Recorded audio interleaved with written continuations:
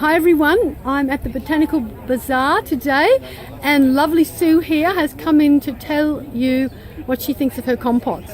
Yes, well, I've got a landscape design and construction company here on the Gold Coast, and I bought 6 of these little compot bins to give to the customers that we build gardens for.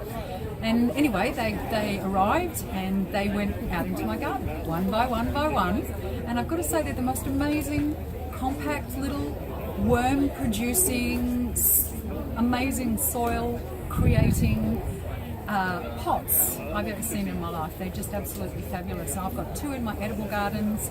I'm just starting a new perennial garden, so I've got 1 in there, and another 2 just in some other garden areas. All our scraps go into them, so when we're circulating from the kitchen into the compots, and then the worms are being fed, so it's a wonderful end result for all.